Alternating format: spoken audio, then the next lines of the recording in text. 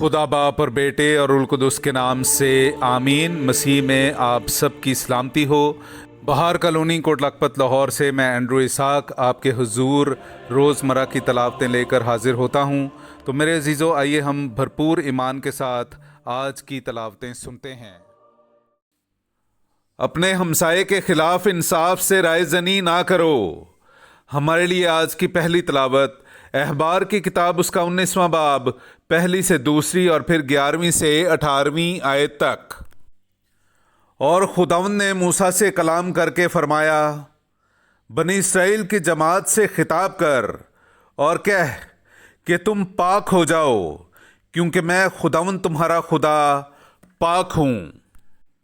तुम चोरी ना करो, तुम झूठ ना बोलो, कोई अपने हमसाये को फरेब ना दे, और मेरे नाम की झूठी कसम मत खाओ, और अपने खुदा के नाम को दाग ना लगाओ। मैं खुदावंद हूँ। तू अपने पड़ोसी पर जुल्म ना कर, ना उसका कुछ छीन ले, और मजदूर की मजदूरी तेरे पास अगले दिन तक ना रहे।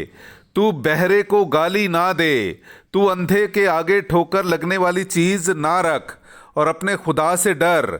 मैं खुदावंद हूँ।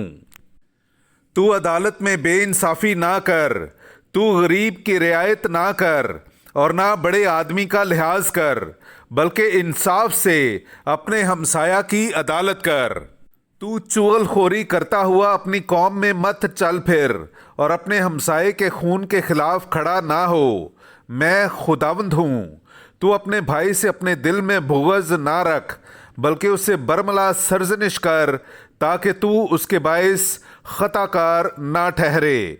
तू अपनी कौम के फर्जंदों से बदला ना ले, और ना उनसे कीना रख।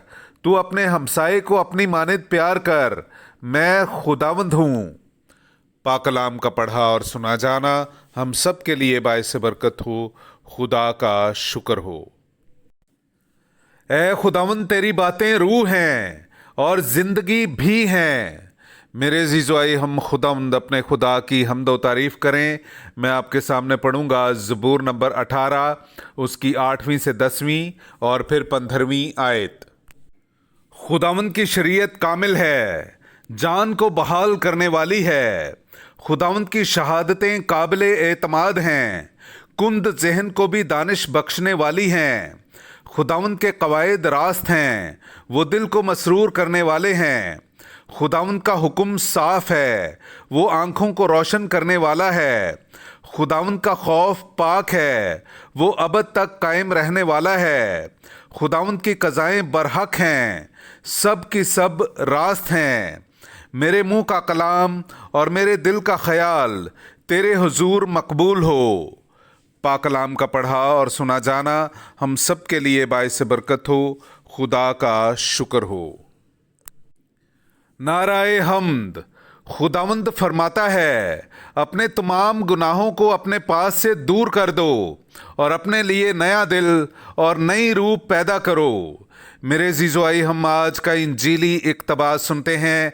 इंजील मुक़द्दस बा मुताबिक मुक़द्दस मत्ती उसका 25वां बाब 31वीं आयत से लेकर 46वीं आयत तक।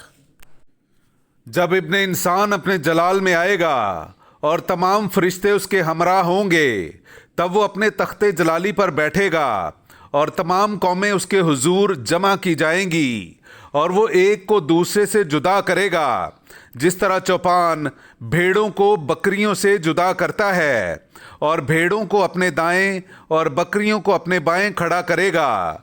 तब बादशाह उनसे जो उसके दाएं होंगे कहेगा, आओ मेरे बाप के मुबारक लोगो, जो बादशाही बनाए आलम से तुम्हारे लिए तैयार की गई है, उसे मिरास में लो। क्योंकि मैं भूखा था और तुमने मुझे खाने को दिया, मैं प्यासा था और तुमने मुझे पीने को दिया, मैं परदेसी था और तुमने मेरी खातिरदारी की, नंगा था और तुमने मुझे पहनाया, बीमार था और तुमने मेरी अयादत की, कैद में था और तुम मेरे पास आए।